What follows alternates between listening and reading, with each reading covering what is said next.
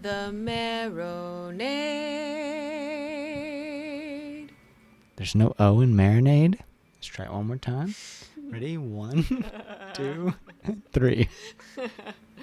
The Marinade. Marinade. Bone marinade. The That's Marinade. The Marinade. With Jason Earle.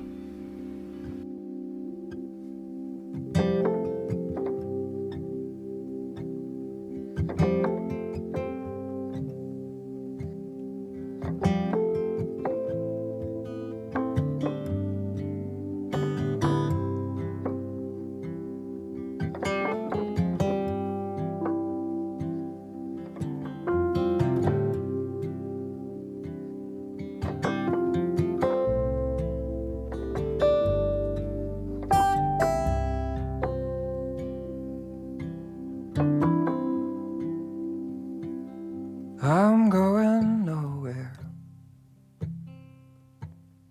That's the lie I told to you. And your eyes told me you knew.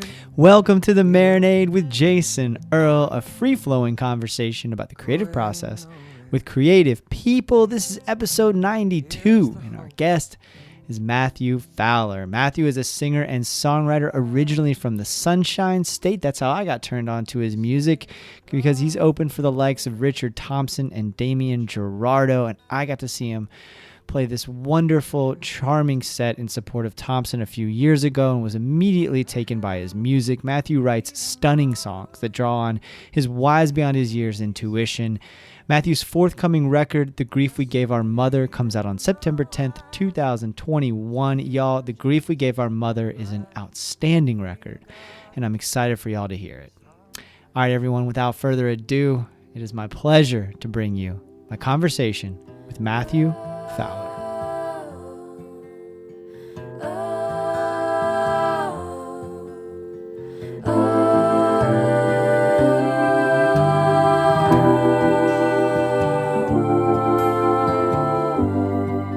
What the hell is going on? So that must be it. It must just be That's the worst, man. It's the worst when you're like, all right, you're ready to do the thing, you Yeah. have everything set up, and you're like, here we go. And, you know, because it takes so much effort to just even get to the point of like recording. You know, there's so much like just setting up stuff you got to do and all the like, you know, figuring out what you want to say and all the things. So I get that frustration, man. For sure.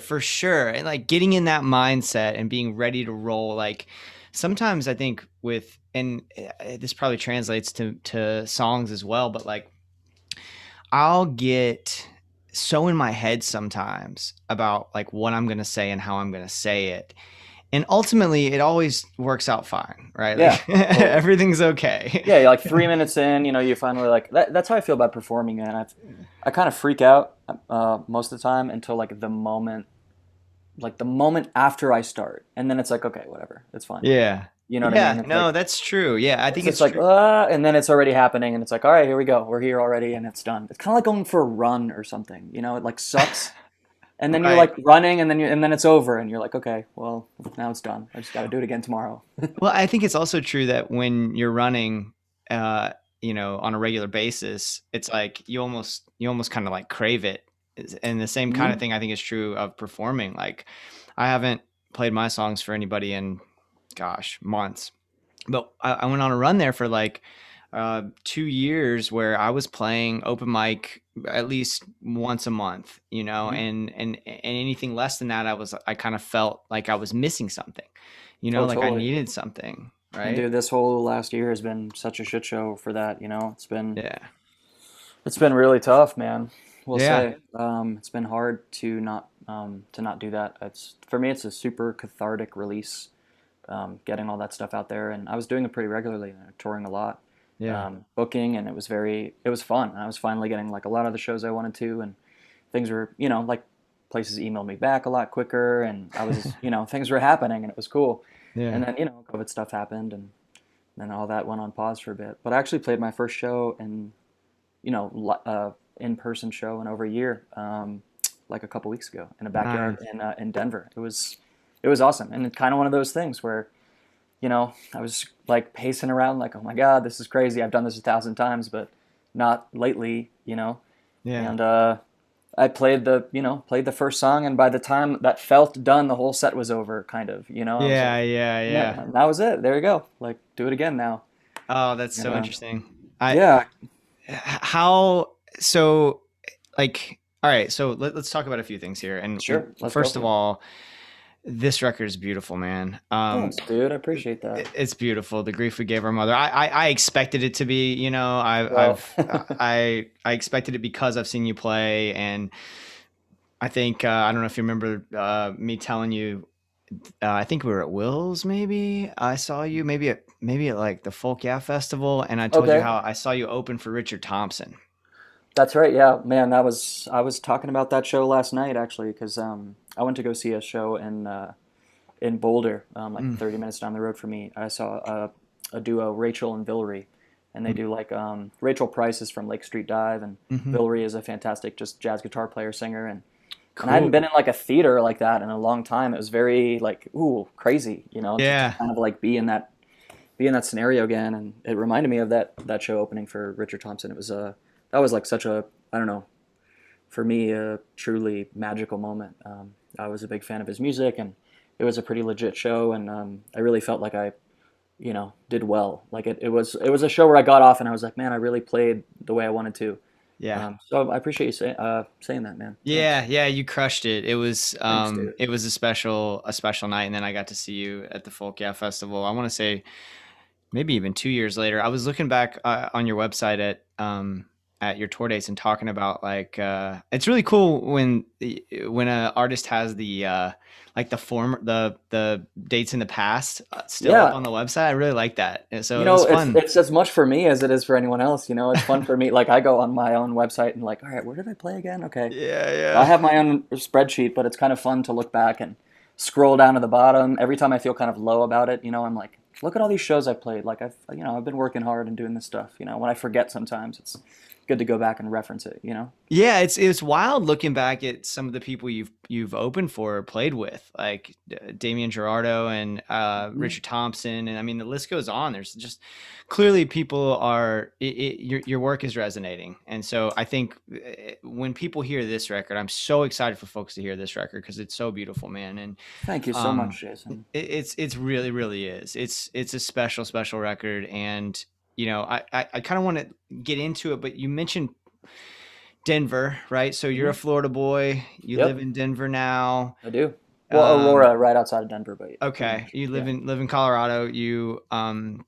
You've also spent some time. You spent some time in Mauritius, like Hmm. all these places, right? Place seems to come up a lot on this record as well. There's a reference Hmm. to Knoxville. There's a reference to Michigan. There's all these references to different places, and I wonder how place impacts your creative process. Well, being a Florida boy, I think I spent like most of my life not really seeing a mountain or a snow-capped anything, Hmm. for the first 16 or 17 years of my life.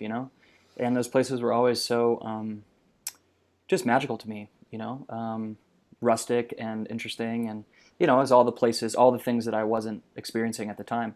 And I just got really into the act of going and doing and seeing all these different things. My parents are from overseas. My mom is from a country called Mauritius that I mentioned before. My dad is from South Africa. I grew up like my parents are well traveled, and traveling and being aware of the what's the way to say it, being aware of like how much there is in the world has always been around, if that makes sense. Hmm. Like I have family all over the place, and we're talking to them all the time, and so it's very evident that there's like a larger existing place. There's a larger like conversation to be had about where you're from and where you want to go, and I just love traveling, man. I love to see how different people live, and through touring, it's like addicting. You meet all these just incredible people, and you stay on like super random people's couches, and that feeling of kind of like not knowing where you're going to be, but also sort of knowing that it's going to be great is just great. I really love it, and it Cool. definitely influences like pretty much. I mean, it's such a life thing. I mean, I don't really do well writing about like random shit. It's mostly stuff that has either happened to me or that's happening to me at the moment, or it's hard for me to like feel and write passionately about something that isn't like passionately affecting me, if that makes sense. It And does. travel is so visceral, you know? Yeah. Well, I read a quote where you said something to the effect of that, like, it's difficult for you to separate the art from the artist for like you personally, like Sure. you're kind of, it consumes you to some extent, it sounds like. It does. You know, I think as I get a little bit older, I'm trying, you know, in the grand scheme of things, to find more balance between those things, you know? Yeah. Like, I turned 27 recently, and like, you know, I'm not on my parents' insurance anymore. I gotta start, That's when my you knees know, started hurting. yeah, like life is a little different, you know. Things are, you know, I'm growing up, and not in a bad way or in a sad way or anything, but Right. you know, I'm just trying to find more balance and just happiness and joy and you know like in all the things that I pursue. And you know, sometimes it is good to get obsessed with an idea and you know write and knock out whatever you're feeling at the time. And then also sometimes I've learned you know through the course of this record and writing since then that sometimes it is nice to like let it mellow out a little bit and see what that feeling is like. It's usually more nuanced than the initial feeling, if that makes sense. Can you 'Cause say more nothing about is that? well, Like, yeah. yeah. So like heartbreak is never just heartbreak, you know, Right. it's like 17 things put together, you know, depending on the situation. Yeah. And like songs are like that too. I you know, I took a little time of like not listening to this record just because I needed to take a break from it.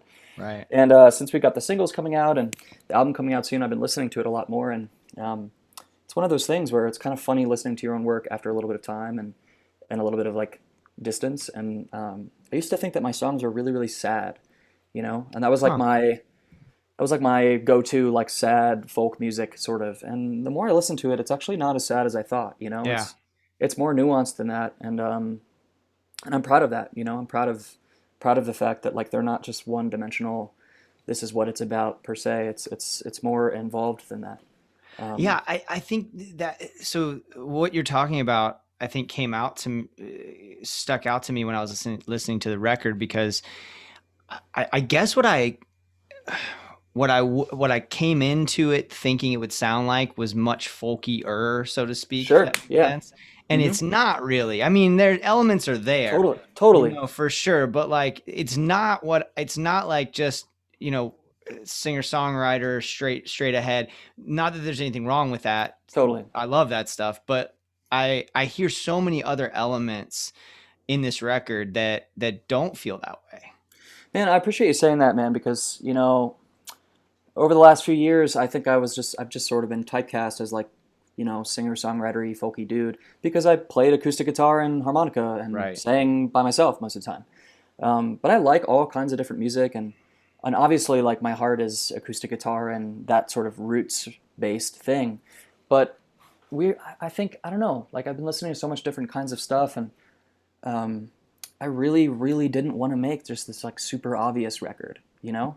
I got a chance to work with Shane and Brian, and I got a chance to like add weirder kind of ideas, and we just like ran with it. And I think what I'm most proud of, truly, is how varied it is. You know, I really was afraid of it being this like thing where if you've heard one, you've heard them all. You know, and I really think that this record is like it's versatile. There's a lot of different things going on. Every song has its own vibe. Just the fact that we were like pretty liberal with like being able to change instruments around in ways that were familiar but kind of like not necessarily super used in that fashion for this kind of music. Like, you know, the one describing thing I would say is like dynamic. You know, Shane on the drums, he was the producer and the drummer for the record, and added like a bunch of keys and all sorts of different stuff for various songs. But he was very, very good at listening to the way that me and Tana and Addie, who were the girls who sang on the record with me, how we played together and how dynamic we were, and we really like carried that into the compositions of the songs. You know, like I love the fact that like there's like really good drum parts on this record. You know, like I play air drums to some of these songs, and it like feels cool in a way where like I would have never done that before. And like there's some like really awesome bass lines, and we just really like went to town with it. And I'm just really proud of it, man. I really am. So I'm That's glad you like it. awesome. And yeah, Yeah. I'm like allowing myself. I've been thinking about it a lot, obviously because it's like all I've got Sure. going on. But I'm allowing myself for the first time in a really long time to just be proud, and happy, and not feel like I have to be like, yeah, but whatever. I'm sad. Like I'm just trying to be happy about it, because I worked hard and did a thing, and I'm proud of it, and yeah, like that. I don't have to. I'm trying not to just like shit on myself all the time. I'm trying to be like grateful and Oh happy. Does my gosh. that make sense? That makes a ton of sense. And I mean, I think because creative folks are so often self-deprecating and so often too hard on themselves, Totally. and I mean, I think about that so much. Like I am really working hard to give myself a break a little bit, Yeah, it's you good to know? do Yeah. after such a hard year too, where life has been hard. Yeah. Like you don't have to be hard on yourself all the time too. And of course, I'm not the patron saint of self-esteem. But it's something I've like over time I've been a lot more conscious of, and just trying to keep in mind. I'm a lot more like as funny as it is, I'm a lot more like emotionally vulnerable than I think I am. Uh-huh. And the things I think like really have an impact on how I feel. Oh, for So sure. Yeah. yeah. Well, and so have you always been that way? This is interesting to me because I think, 27, you're not a kid, but you're still a pretty young guy, and you seem to have both in the songs and in talking to you, you seem to have a maturity and a wisdom beyond your years. And I wonder if that's something that you're aware of or something that like has been there for a while. Um, you know, I've heard that before. Some folks have mentioned that, and it's funny because sometimes I feel more like a kid than I do the other Mm. way around. Sometimes I listen back, like I'll listen back on this podcast and be like, man, what am I even talking about, or whatever, and so and You just sound great even so like, far. thanks, thank you. You're like the first person besides my sister I've like talked to today. And her and I can communicate like non-verbally, so it doesn't really Right, matter. right, right. So I appreciate, you're gonna get some long-winded stories, and I hope that's okay. That's But great. let's see, where was I going? I've heard before that people have described me as being mature or old for my age or something like that, and of course it's flattering to hear that. It's nice to hear.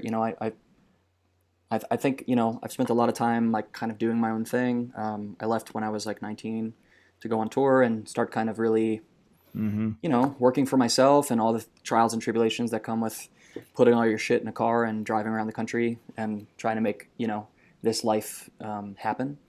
But at the same time, I still feel kind of young sometimes, like a Mm. like a like a kid. Like I get really excited about things, and um, it's funny hearing that because sometimes I really just like can't believe I'm older than like 16. So there's Well, a bit of both. let's go back to that then. That decision at 19, and if I'm not mistaken, did you put out a record right then too? Yeah, yeah. The Yeah. first one I have is called Beginning, and I put that out the week I turned 19. With Okay. yeah, I was lucky enough to be offered a tour with my friend Austin Miller, who's an Orlando guy, Yeah. and I was playing. He asked me to play electric guitar in his band on a tour, and I was super grateful. And then he said I could open some of the shows up, and I was like, oh, that's awesome! What an opportunity! I've always been writing music, and now is a great time to record. And so I borrowed some equipment from some friends and put together that first album just so that I could have something to give to people when I was doing this tour with Austin. And I just kind of took that tour and that feeling and just fucking ran with it. And this is now the second record that I've come up with since then. And I took a lot of time in between for like 1,000 reasons, but I really wanted this to be good and thought out, because I did the first one pretty DIY. And after doing a bunch of touring and seeing how different people do things and just like learning and growing and Mm. performing and understanding more about music in general as a musician, and understanding music more in general as a business and all that sort of thing, I really like put some time and effort and energy into making this one as good as it could be. How how did you 19 I mean, I think back to when I was 19, for example, like making a decision like that. Like I would have wanted to do that. I would have wanted to go out on tour with my buddy's band, but there's no way in hell I would have pulled the trigger on it, right? Like I would have either done something self-destructive that stopped me from doing it, or I would have I wouldn't have had the gumption to do it. Like, do you remember that decision? Was it just like, I got to do this, this sounds fun, or was there like a lot of agonizing over it? Do you remember like what went into making that decision at 19 years old to go out and do the thing? Sure. Well, I mean, I really think the decision happened at like 14 years old, because my parents bought me a guitar for my birthday. My dad is a chef, and my mom has always kind of like worked with him in all the businesses that we've done together as a family. And, I got a guitar, and my dad basically it was a small, have you ever been to Journeys in Orlando before, or heard of it before? I don't think so. It was in Longwood. Anyway, it was a Okay. small place. Like imagine like a house that's a restaurant, that Okay. sort of size. Small dining room, small other room, maybe like 40 or 50 people tops in that place. But it was a fine dining restaurant, and I started at like 14 or 15 in the corner just playing covers on like a Tuesday night. And then my parents were just super, super supportive and would always like let me play. And, I graduated from the Tuesday night to the Saturday night and the Friday night. And then I started playing, I got a job at Rusty Spoon playing. I got a job at the Vineyard playing. I got a job, random gigs. And I was doing like Christmas shit and, Yeah.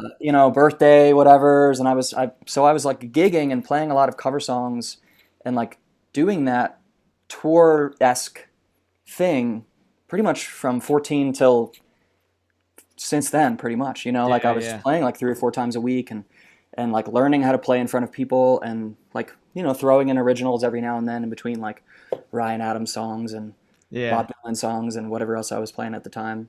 And so for me, touring was like everything I'd wanted since then, because it was all the shit I didn't have to do about playing. Like I didn't like playing covers per se. I wanted to play my own stuff. Like that was always the goal. But I was, making money at whatever age doing that. And as soon as I got that opportunity from Austin, I was like, hell yeah, as soon as I can like not, it kind of sucks it sucks to like play a set or whatever at a restaurant, and, you do a couple songs that you're feeling very passionate about, and then someone like wants you to play like a Jimmy Buffett thing or whatever. And then you just kind of remember like, oh yeah, I'm the background music in this bar right now. Yeah. And with touring, it was kind of the first time where it was like, yeah, I might be the background music in the bar, but there's at least like 5 people here who are like wanting to hear my songs or wanting to listen to like original music, and that feeling was just really powerful. And so it's not so much this one singular decision that happened, I guess. It was more this kind of like gradual but obvious progression of, writing songs and feeling dissatisfied with playing other people's, Yeah. if that makes sense. It does. Yeah. It blows my mind when people are and I know it's difficult if it's at a restaurant. I guess it's a little different because people are eating or whatever, but Sure. those gigs are so interesting to me. I was at Lil Indy's on Thursday. For folks listening, Lil Indy's music venue and cocktail bar here in Orlando.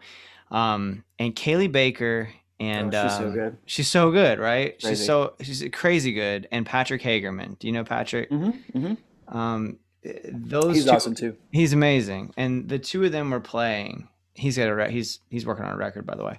But the two of them were playing, and they're as good as it gets. Like they're just both fantastic, and they're slaying it. But everybody's having fun, but everybody's just like chatting and moving around. And I just thought, like, y'all sit down. Like, dude. I mean, that's the whole problem, man. That's what we're combating, man. I think a lot of that has to do with environment and place, like the way a venue is structured or the way a room is like made for music is so important to the experience. Because think about it, like when you see live music, you're seeing in-person things in a specific space. Like that's half your experience, like where you are and the atmosphere of it. And I learned like early on, like, yeah, I can get like 1,000 gigs at bars, but they don't do much for me. You know, it's not Mm, my favorite. I never leave being like, that was awesome. I always leave being like, well, that happened. You know what I mean? And mm, so, like, half of the battle, I think, and especially in the earlier years, was like picking the right places and the right time to do what it is you want to do. You know yeah, what I mean? yeah. Like Little Indies is great. It's awesome. But I would always like save that for like the Will's Pub show. And I would never I would purposefully not book like a Saturday or Friday, but like a Wednesday. So like the Mm, people who are going to be there are not like there to get fucked up and drink. They're there to listen and be there for the music, you know? mm, And those mhm. sorts of things like I started like thinking about a lot more and just kind of like sciencing out um, when I would plan out tours or, you know, whatever it is. Like the room is really important, I think. And yeah, I don't know. But Yeah, that makes a lot of sense. And you did you run a music venue in Gainesville, or did you? yeah, so I was didn't really have an official title, but I'd like to call myself the general manager. But I worked at a place called Heartwood Soundstage, and it was a Oh, right on. yeah, 140 seat listening room. I was one of the owners, Dave. I was his roommate, or he Huh. was yeah, I was his roommate. He owned the house for sure. um, but I was living in his basement, and I actually moved there right when I was about 22 to start working on this record, and kind of got sidetracked on a million different things because it was kind of the first time that I was, you know, my home base wasn't my parents' house. Because the previous years before that, I was touring so much that I'd be home for like 2 months and then gone for a bit, or you know, I'd go to like Nashville for a month and like try and do stuff there, and so this was the first time that I wasn't like coming home to home. I was coming home to like a room at Dave's house, and I just started experimenting with, you know, different sorts of like lifestyles. You know, working at the venue was the first time that I was like, okay, what does music look like on the daily in my life, which is something I need and crave. What does it Hmm. look like not being the performer? What does it look like, you know, working at a venue or doing something a little more like quote unquote normal or you know, like a straight job or something like that, if that makes sense. Mm-hmm. And turns out it's just like work, you know, it's just like anything else. And there were some amazing experiences, and I learned a whole lot. I learned a lot of like camera stuff. We Mm. live streamed all the shows, and I was the technical director for that, and so I got a lot of freedom to learn and be in charge and really like science out some stuff. You know, I definitely learned like huge, crazy organizational skills working there that Mm. have carried over into my life in a billion different ways. Mm-hmm. But ultimately, you know, I was really facilitating other people doing the thing that I wanted to be doing and that I had been doing for most of my life at the time. Mm. And so eventually, I stopped working there and booked a bunch more shows and started doing tour like as my life. And luckily, like Dave and everyone at that venue were just, you know, they would have me open whatever show that they could while I was working there, and they were like so supportive of my music. And you know, like looking back over the years, a lot of the reason why I've been able to do what I'm doing is because my parents like were cool with it. You know, they were like, yeah, here's a guitar, and yeah, I'll drop you off at the bar and pick you up because you can't drive yet, and you know, Wow. whatever you want to do, like do it. You know, we're proud of you. You sound great. Like, congrats. Write the song, or you know, like go for it. If you want, if this is what you want to do, go for it. We'll support you. And that's what I got at the venue too. You know, when I was like, hey, I want to like step back and start touring more. The response was like, well, of course. You know, like you're so Wow. good. Like you should be doing that. You should be putting yourself out there and all that stuff. So I really have been lucky to be surrounded by like pretty amazing people, and even my roommates now they're in a band called Just Neighbors, Mm. and you know, they took me on tour with them, and I did like video and photo stuff, and we went to Mexico, and we went to Wow. Japan, and we Wow. like went all these places, and you know, they're extremely supportive as roommates. They're like, yeah, whatever you want to do, like we love supporting you. We'll go to all your shows, and I'm really grateful, you know, to be surrounded by such loving and kind people, and yeah, I take it for granted all the time, you know, like probably everybody else who has someone who loves them, you know. But Yeah. What a gift, man. it is a What a gift, you know. It is a gift. gift. Yeah. I'm truly lucky, you know. Like I've got my sister in the other room, like just waiting and hanging out while we're talking here, and you know, she just like did this Instagram video for me where she was like, "My brother's single's coming out. Go listen to it." And I just have so much support, and just really grateful for it. I think that's half the reason why I've been able to, you know, confidently move forward in such an uneasy career, if that makes sense. Yeah. You No, know? it does. But it seems like it is an uneasy career, and I think I'm always fascinated by people making creative work and making it their life and going for it and really doing it and making those decisions like you did at 19 and the decision like you did when you left the venue to go out and do your thing. It's always, because I love my life. I'm really, really lucky. But I've got a day job, and this thing and writing are just passion projects, right? Like there's nothing financially viable about the Marinade as a career, or any of my writing at this point in my life. But man, if I could do it full time, I'd be so damn happy. I'm not willing to take that leap. I think I'm good enough. You know what I mean? Like I think I'm capable, but I'm not willing to take the leap. And I'm just so impressed by people who are willing to take that leap. And I'm so glad that you have gone for it the way that you have. And I'm just so happy for you. Thanks, man. I appreciate you saying that, man. I think I always looked at my dad. My dad is one of those guys who's always worked for himself. He's always done his own thing. And he's not a musician, but he's a great singer. But he he's someone who growing up, he didn't have a culinary degree. He opened a restaurant. He's like, this is my dream. I opened a restaurant.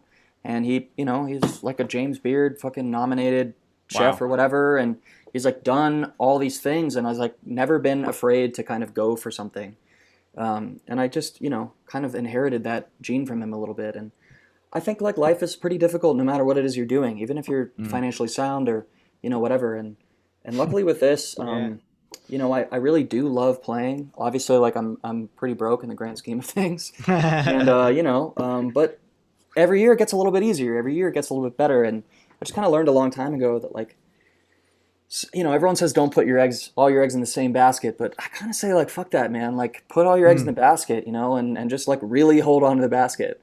Just like really like build that basket strong, Yeah. And that's kind of how I've been able to, kind of justify a lot of this. And sure, I have my doubts. I mean, who wouldn't? I mean, Sure. I've played every kind of show you can think of. I've played for like 3 people and driven like 7 hours to get there. And I played for 500 people and driven 15 minutes to get there, Yeah. And it's what you make it, man. And I'm trying real hard to just, understand that like, not everything is forever anyway. I'm doing this, and I love what I'm doing, and maybe something else will happen. And I'm sure that wherever my life takes me is going to be, based off of these decisions that I've made and this work that I've been doing, and I'm just grateful for it, man. I really am. That's awesome. Yeah, I realized that was like super long-winded. I'm okay with that. Sometimes I listen to these things and I'm like, what are you even talking about? Oh no, I like it. I like it. On the record, the grief we gave our mother. There's I think it's strong throughout. But there's a run that like hit me in a different way. Starting with Going Nowhere. Oh yeah, that last little chunk. That song, that last chunk of songs just like really hit me hard. And again, I think the whole thing's beautiful, but Thanks, man. but I was listening to Going Nowhere. I kept running it back. You kiss me even though I don't believe in Jesus Christ, but I feel God inside the songs I hear sometimes. Just like oof. Goosebumps, man. Thanks, Steve. Did that make you uncomfortable hearing that? No. I mean, I wrote it. It's cool. I will say, like, that is, it's a vulnerable song to sing. I think, like, I don't know. That one in particular, when I was done with it, I was sort of afraid of it because it was very revealing to me. There's just a lot of it in there. And, I think that's like half of the fun part about music is that you get to be like completely vulnerable to literally absolute strangers and throw it out there. It's like a more personal social media in like the weirdest possible way. You know what I mean? But yeah, I'm glad you resonated with that song. That's going to be the 3rd single, actually. Oh, cool. Yeah, we're going to put that on August 18th. That's great. Yeah, because the first one we did was I'm Still Trying, which is more of a bop, It's a great song, man. Thanks, dude. And the second one we're doing that comes out Wednesday, actually, is Been a Lover. and that's kind of another Cool. like that's the second song on the record, and that's a little more Yeah. upbeat as well. And so I really wanted to like not freak out people who were expecting like a songwriter folky record, you know, because I think a lot Mhm. of people probably were expecting that. So I really want to like make sure that those people like feel like, all right, there are, you know, not every song has like this crazy drum thing going on. Like we've got some cool, there's some acoustic sad boy stuff in there too for you guys. That's interesting. So you're is that a set list or a track list consideration, or is that like what you just you included, what you decided to include in the record? Were you conscious of that as you guys were making it? Because it sounds like the process was more like kind of free flowing. Well, so this record was recorded in essentially two different chunks. Okay. The first chunk was with Tana and Addie and a bass player, Doug Matthews, who's an amazing bass player. And we booked 2 days at Richter Records in Orlando with Dave Schweitzman, David, and we just recorded live for 2 days. We basically did like every song like 2 or 3 times. You know, we did a song and then we like looked at each other and like, all right, let's do it again. We did it again, and then if we wanted to do a third time, we did, and that was pretty much it. You know, Tana and Addie and I had been touring so much that the songs are really tight, and we just performed them in the same room together live. And for a while, I thought that that was going to be what it was, because I tried to get a larger ensemble together, but I was very particular with the way I wanted the songs to go. And I really didn't want just like random ass people to come in here and just like add a backbeat for whatever reason. I wanted it to be like nuanced, and I wanted it to be as intricate as just our touring was, you know, because the girls and I had done maybe like, I don't know, 80 or 100 shows together over 2 years or something, and we knew the songs, like the emotional side of them and the physical side of like how to play them and all that sort of stuff. And so basically we took that recording and sent it to my manager Steve, and I sent it to this guy Shane Leonard, who ended up producing the finished product, and this other guy Brian Joseph, who ended up mixing the finished product. And they just loved the way it sounded, and so I flew up to Eau Claire for like a week, and we had a couple of guys that we hired up there to just basically add some stuff on top of it. And we went in going very, like the plan was to be minimal. Like we were going to go in and add very little and just keep it kind of pure. But, you know, getting in a room with a couple dudes and you start plugging stuff in and you start like talking, and they were all so cool, and like they understood what I was going for, and they got to know me and my personality a little bit more, because I think people think I'm this like maybe like sad, dark, stoic thing, and I'm very much not that, I think, most of the time. I'm pretty you know, out there, kind of like put a lot on the table, and I'm very forward with you know, especially with new people. I think I learned that on tour. Like, you have like one day to make a friend. So here's everything, you know, here's who I am in a nutshell. And we really like ended up kind of being a lot more ballsier with the production. You know, we really like went for something a little more interesting and dynamic, and that was all natural. What was really cool in the studio actually was Shane, Pat, and Ben would record drums, bass, and keys live over our recordings, while I was like just kind of like orchestrating, or, you know, being like, all right, we did a take, I love this part, let's try this here, or whatever. And then Shane would move some stuff around, and that's how we did it, which was really cool actually. So it was kind of this like two live sessions sort of mashed together that gave it this very like flowy feel, whereas I feel like a lot of studio records, you know, you can tell it's a studio record. Yeah. It's more like clicked out or tempoed out, and nothing was to tempo at all. It was all just very free form and like loose, and that's what I think gives it this like quasi totally live feel, because it really was that, you know. It was two like super live sessions put together. I don't even know if that answered your question. I just kind of went on air there. Yeah, that's great. It answers my question well. I that's so interesting. I think it's were you still in Florida when the first session began, or had you moved out to Colorado? No, so I only moved to Colorado like 3 months ago. Oh wow, okay. Yeah. 'Cause I actually, before that, I lived in Atlanta for a year.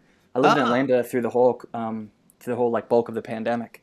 Really? Yeah, because it was such a great geographic location for touring. Yeah. That my buddy Kyle was like, "Hey, dude, I live in Atlanta." Like, he's like one of my best friends. He actually played upright bass, Kyle Miller, on my first record. So we've been friends for a long time. Austin Miller's brother. Oh, So right it on. all very full circle. But Yeah.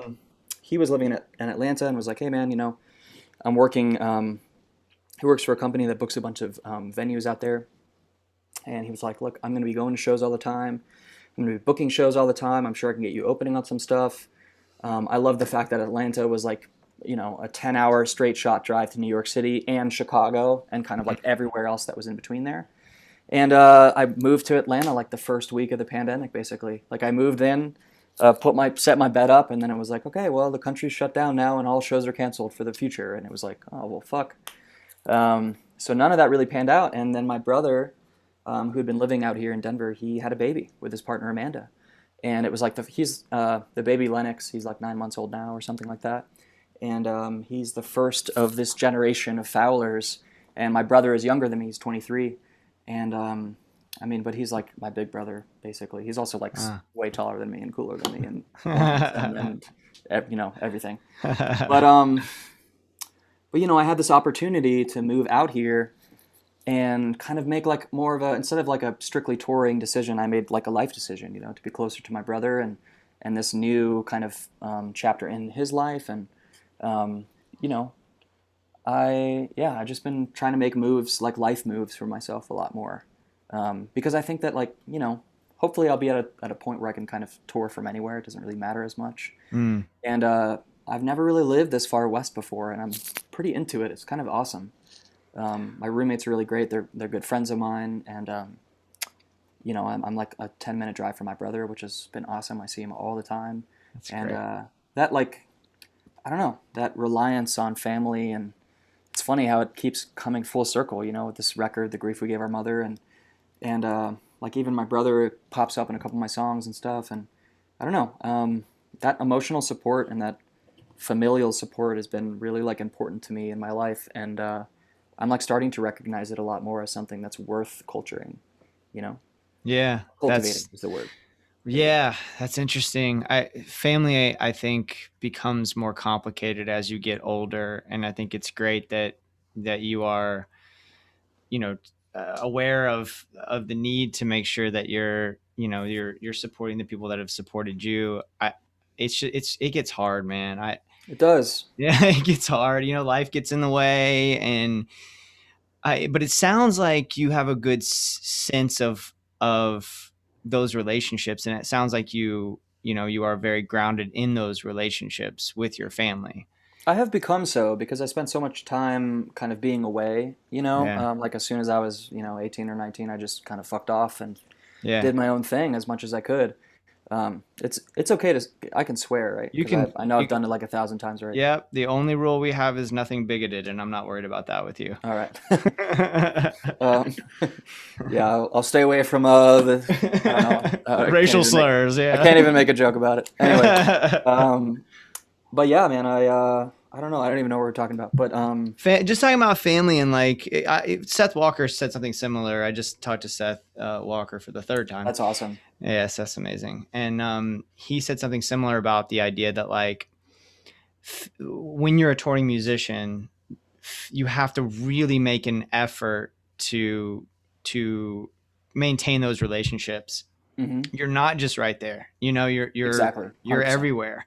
And so trying to and I brought it up to him because I feel like from an outsider's perspective, he has a great relationship with his family, right? But I'm not there every day. And he was really candid about it. And he was like, yeah, I do have a good relationship with my family, but it hasn't always been easy because when you're touring, you're all over the place. And I think what I'm learning as I get older is that the older I get, the more the older I get and the more I change. Also, that's the other thing is that as you get older and grow, you're changing. And so I'm not the guy who grew up in Ocala. I'm not that guy. And a lot of folks that are there are the same.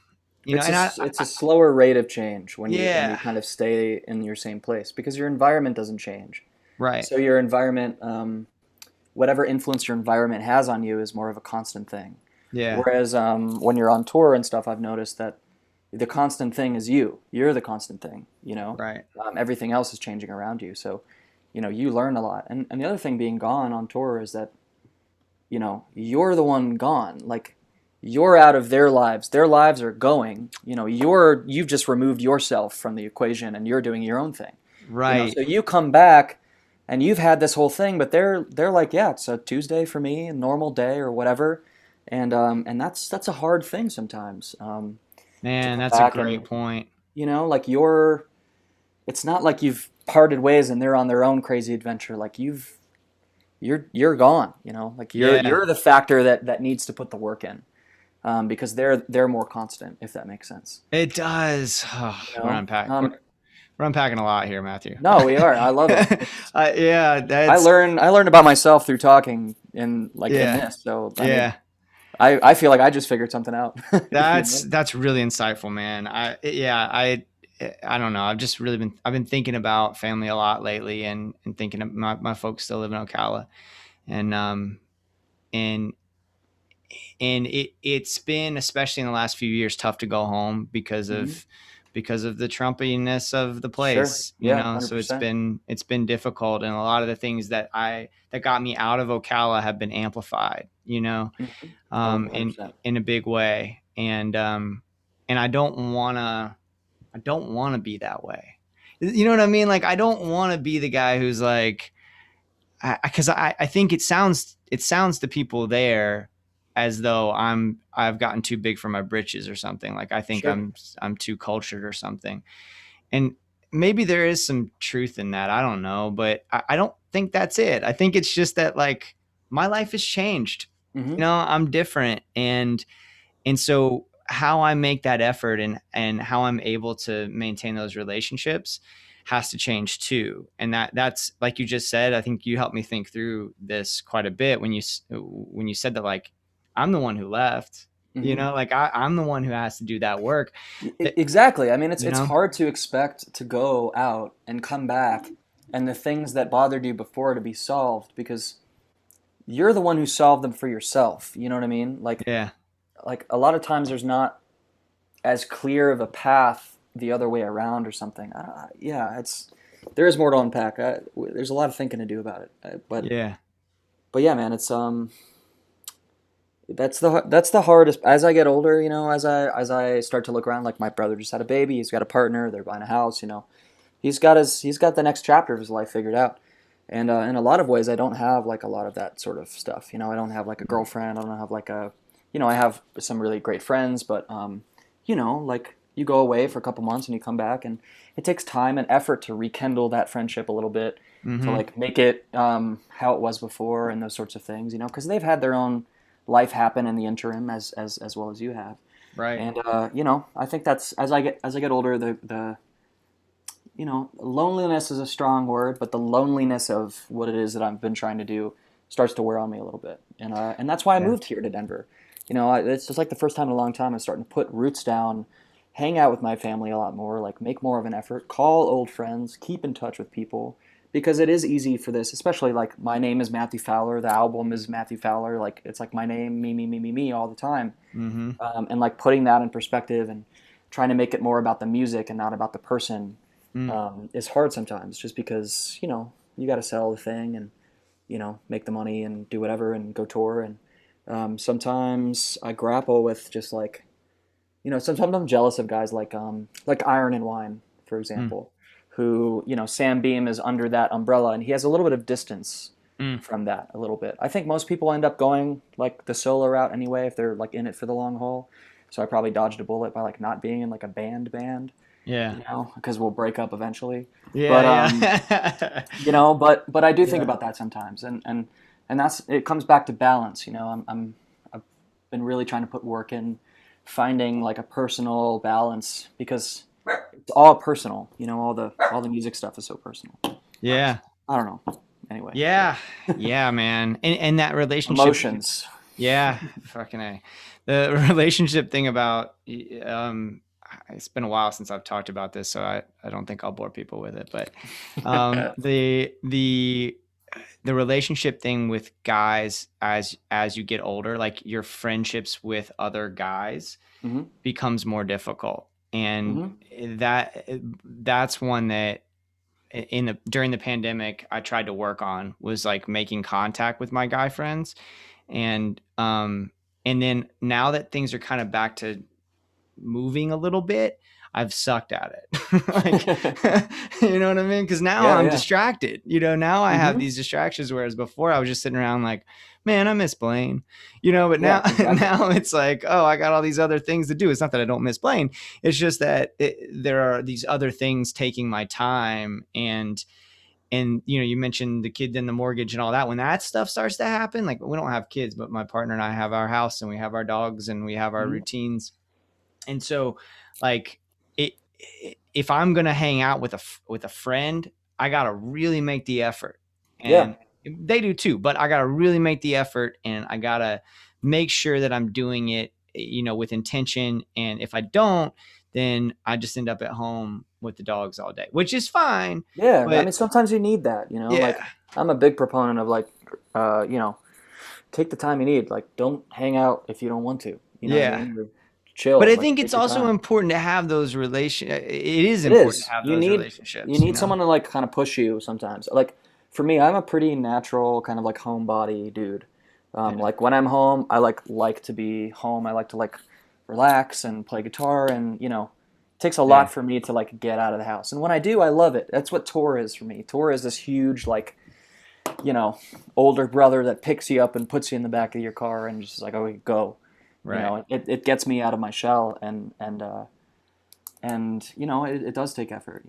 Like relationships are hard, man, no matter what. If it's a Yeah. Yeah. romantic Yeah. relationship or Work. platonic relationship or whatever it is, a work relationship, all the things, it takes work.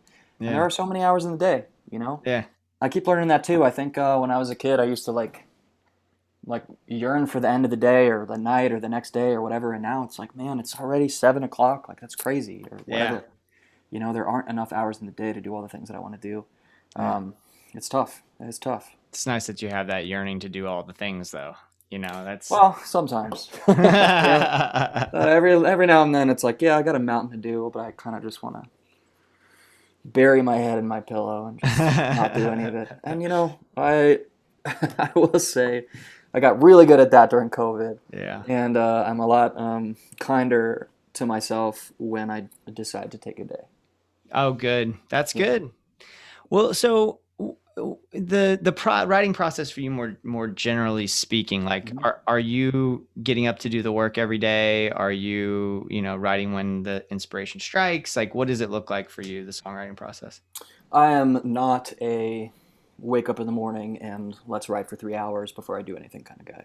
Yeah. I am very much a when the mood strikes me is when I write, and when it doesn't strike me, I don't force myself to. Mm. Which is something that I am not necessarily working on changing, but I am conscious Mm. about working on changing, if that makes sense. Sure. Because it is a shortcoming of mine as a writer. I am my favorite writers are guys who are actual. This is what they do. They wake up and they write, like Paul Simon and Iron and Wine Dude, and I'm sure like a lot of other great songwriters that I know do that. And I have been fortunate that when inspiration strikes, I've been pretty good at capturing it. Pretty good at like capitalizing on it. And it strikes a little fewer and far between these days. So I got to like do more work. It all goes back to work. It all goes back to like taking the time and effort and energy to do the thing. And now that this record is, for better or worse, kind of like out of my hands in the way that it's done, it's finished, it's mixed, it's mastered, like I can move on from it conceptually. And I've been able to really like write a lot more, and that conclusion, because this record took so much time and effort and energy to just make happen. There were so many moving parts, and it was definitely like a step up in the way that I envisioned it. And because of that, all the work was like a step up, and Mm. all the time it took was a step up too. Yeah. That I have begun to write again. It feels really good, to have like new stuff and to have something else to kind of work on and something to tickle my brain that isn't getting all of the things ready for a record release that need to happen. You know what I mean? Yeah. That's been my life for the last little bit, like getting artwork together and getting this together. And like I'm planning a tour right now and trying to figure that stuff out. And I'm really hoping that we can get a booking agent at some point in the next whenever, because booking is like, you know, Seems like a every nightmare. day. It kind of is. You know, there's no better way to say it. It's it's an absolute nightmare. It's just a million emails and moving parts and trying to make it happen. Yeah. But you know, I really have like felt a lot more connected to like the creative side of myself recently, which is something that I haven't really been feeling a lot. You know, I spent a lot of like COVID, the quarantine thick, being really just down. Because I've worked so hard to start touring and doing all that stuff, and all that was like taken from me. Basically, I felt really bitter and sad about it. Yeah. But, you know, I'm fine. I'm alive. You know, everything's good. I'm cool. It's gonna be fine. But I spent a lot of time being more sad than creative and constructive, and I regret it a little bit. But at the same time, that it's fired me up to be more creative now. And so, And that whatever. comes back to Can't go back and change it. Yeah, and that comes back to what we were talking about at the very beginning of this conversation, and the idea of giving yourself some grace and just understanding that, like, you just lived through a once in 100-year pandemic, and Sure. the work that you do is dependent on there not being a pandemic. Right.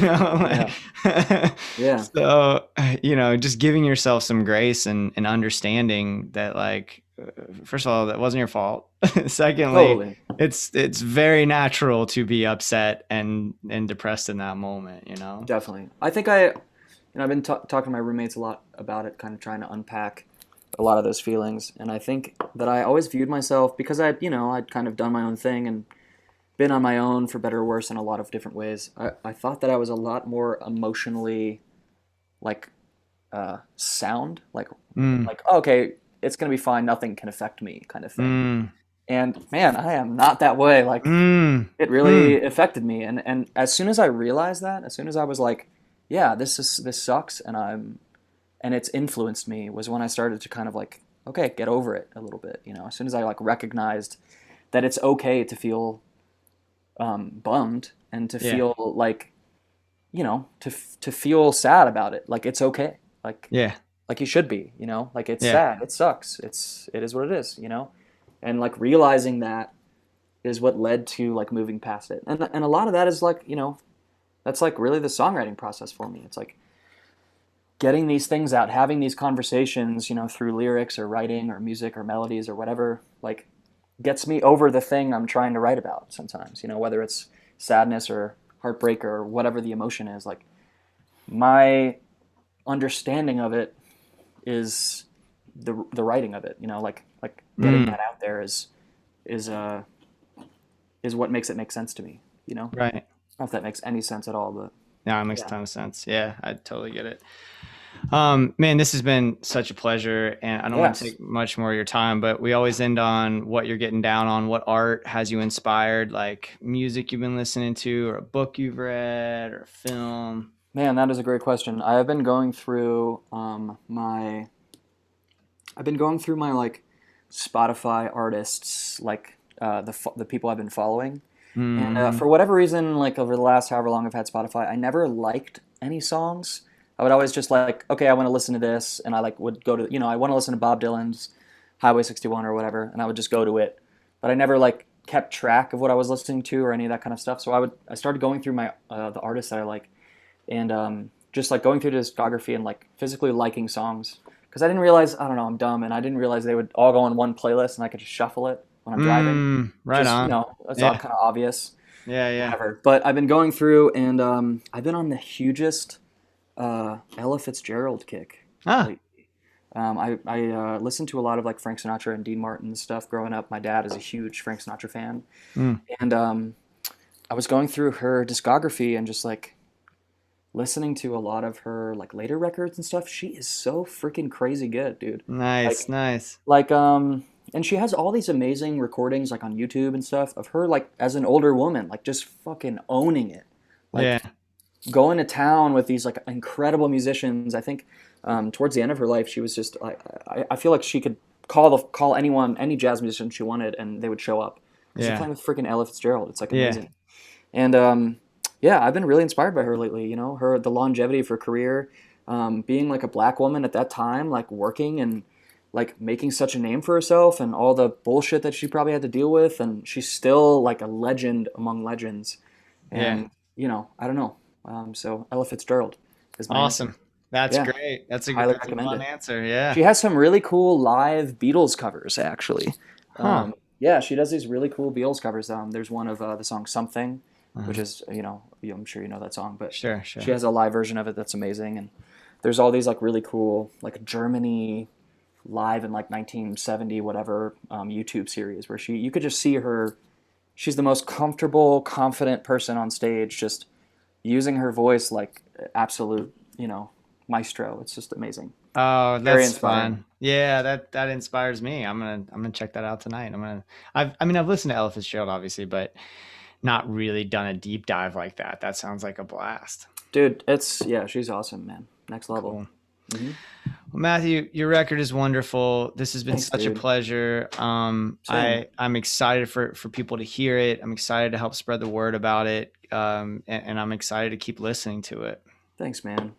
Reach out at any time, and I hope Cool. Whoever listens to this, I made any lick of sense. I have no idea anymore. You sounded great, man. Catch me after like 6 months of touring, after I'm like used to talking to people again, you know, and we'll have a very like more put together, Very different conversation. I think this Yeah. was delightful, man, and I think people Same. will like it. Thanks, man. All right, dude. Well, hope to see you soon. On the table, I had nothing there to hide, but you left me broken and blind, and you put it all on the table. We're growing older, and I have come to understand. Matthew Fowler, y'all. Thank you so much, Matthew. Thank all of you for listening. MatthewFowlerMusic.com for all things Matthew Fowler. Pre-order his forthcoming record. Drop him a note to say you appreciate him. Spread the word about his music. Matthew's so wonderful. Such a delight, as you can tell from this conversation. I'm just really thankful for his music and for him sitting down with us. MarinadePodcast.com for all things The Marinade, including written pieces, photography, our online store, and more. Follow us on Instagram and Twitter. Give us a follow and a 5-star rating on your podcast app. These are all free ways to support the show. If you really like what we're doing, please consider joining our Patreon community, where for just a few bucks a month, you can gain access to Patreon exclusive content like our show, Jason's Journey, where I talk about the moments that shape my creative life and provide a window into the process of making the Marinade. Sometimes we get together for Patreon happy hours. There's all kinds of cool stuff that we like to do over there. Last week, we dropped a very special Jason's Journey with singer, songwriter, podcaster, photographer, man of many talents, Will Payne Harrison. Will and I chatted for a while about podcasting and life. It was just so much fun, and you can hear that conversation at patreon.com/Marinade Podcast, or you can just search Marinade Podcast at patreon.com, and you can join for as little as $2. You can get Jason's Journey for as little as $5. Patreon's just such a wonderful place to support the show, and if you can swing it, that's great. Come join us. If you can't, above all, thank you so much for listening and spreading the word about the show. All right, y'all, it's time for What I'm Getting Down On, the segment of the show where I talk about the art that is inspiring me at the moment. S.G. Goodman's record from 2020 called Old Time Feeling, produced by Jim James of My Morning Jacket, has my near undivided attention. What a record. I avoid making comparisons to other artists when I talk about music that I love, but the vibe I picked up on from the very first listen, and I'm telling you I can't stop listening to it, is the sound of like a Courtney Barnett record almost, with the voice and similar writing to Amanda Shires. Hopefully that picture is painted okay in your head. And if you don't hear that, obviously that's cool too. But listen to this record, y'all. S.G. Goodman's from Murray, Kentucky. These Kentucky artists just keep finding their way to my ears and into my heart, y'all. This is the most excited I've been about a record in a long time, and I don't know how I missed it last year. The name was out there. I heard her name, but for whatever reason, didn't dial up the music. I don't know. I don't have a good explanation. I'm just saying now I'm obsessed. I immediately bought the vinyl, which is on its way. Just can't say enough. Old Time Feeling from S.G. Goodman. Great record. Great writing. The guitar tones are just like hit me somewhere deep. I can't say enough about it. Check it out. I've been watching a couple of documentaries. A documentary series on HBO about QAnon. It's called Q Into the Storm. I remember hearing about this when it first came out, and kind of being like, damn it. Damn it, right? It's probably the best way to put it. It's called, like I said, it's called Q Into the Storm, and buddy, it's fucking wild. I mean, whatever you thought you knew about how batshit crazy these people are and how dangerous the QAnon movement is, it's crazier than that. I mean, these motherfuckers have elected officials that are capitalizing on this wild ass movement. It's crazy, but it's worth watching, because I think I sort of expected, I guess what I expected was a lot of footage of the people that believe it. And there's certainly some of that, including a couple from my hometown who sound like they're not from my hometown, but that's not a good defense of what's happening there. But it's not really just that. It's not just an examination of these folks who have been duped by this wild propaganda. It's really a journalistic deep dive into how the hell this happened and how it continues to happen. And there's just some wild characters in it. And even though the stakes are really high in what's happening, it's still something that they've done such a good job at producing it that it's digestible. The other documentary I recommend is Val. A lot of folks have been talking about this one, the Val Kilmer documentary. It takes home movies from his life and career to tell his story. It is a heartbreaking and intense film. It's really wonderful. It's available on Amazon Prime. I'm still reading and loving Kristen Arnett's With Teeth. You'll hear more about that, and I am really trying to see if I can get in contact with Kristen and get her on the show. But also, I did something pretty on brand, I guess, for me, and subscribed to get a physical copy of the New York Times Sunday edition, which is a decision that has changed my morning routine for the better. I've made a couple of analog moves lately. If you follow me on Twitter, you know that I went to a flip phone and got rid of my smartphone. Got rid of isn't fair. I still have it, but I just leave it at home and connect it to the Wi-Fi. So anytime I leave the house, I have a flip phone. And I went analog on this because, I'm a big believer, even in those big companies, of paying for journalism and making sure, if you can, right, if you can swing it, and making sure that we're staying informed. I just had a conversation with a loved one the other day who really did not realize that they live in Central Florida, did not realize that at this moment, at the time that I'm recording this, that COVID cases are higher than they've ever been at any point in the pandemic. And we're in, it's been all over the actual news sources, but if you're watching Fox or OAN or something, you won't see that. So just committing myself to making sure that I'm reading legitimate news sources as much as possible and staying up to date. But more than that, having the physical copy of the paper has changed my morning routine for the better. It's taken me back to what I was nostalgic for as a kid, waking up, going outside to get the paper and reading it over breakfast. As a kid, I would like start with the sports section every day and make my way through the more consequential stuff as best I could. And then as I got older, I would start at the beginning and read all the way through and, finish the paper each day. These days it is difficult to get physical copies for so many reasons.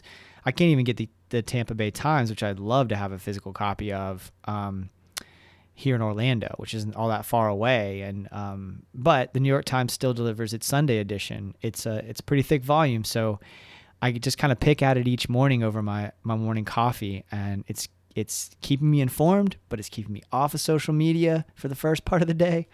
It's been nourishing for the mind and the soul. It has slowed me down, those two decisions, the flip phone and the paper. And it's not like I'm not connected, y'all. Shit.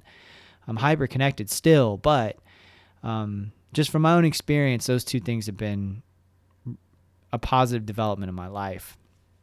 All right, y'all, that's all I've got for what I'm getting down on this time around. Look forward to Matthew Fowler's new record coming at you on September 10th. I'll be sure to mention it on the socials to remind everybody, but look for that. Stay tuned for all kinds of great stuff coming your way from the Marinade. We have conversations with J.W. Francis and Mercy Bell on the way. Both of them have wonderful records. One, Mercy's just recently was released, and then J.W. Francis has his on the way very soon. I'm stoked for those. They were both incredible conversations. I'm really excited for y'all to hear them.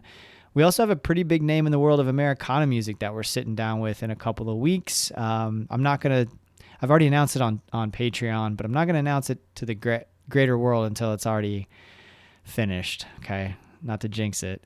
And I'm also headed to Americana Fest at the end of September. So if you're listening to this and you're going to be at Americana Fest in any capacity, I'd love to, fist bump or hug or shake hands or whatever you're comfortable with, and share a coffee or a beer or water hang of any sort. I don't know, whatever. I'd love to see everybody who's going to be there. Stay tuned to the Marinade's Twitter and Instagram for updates on that, y'all. I appreciate every single one of you. I love you. I appreciate you. Until next time, go out and create something. Cheers, y'all.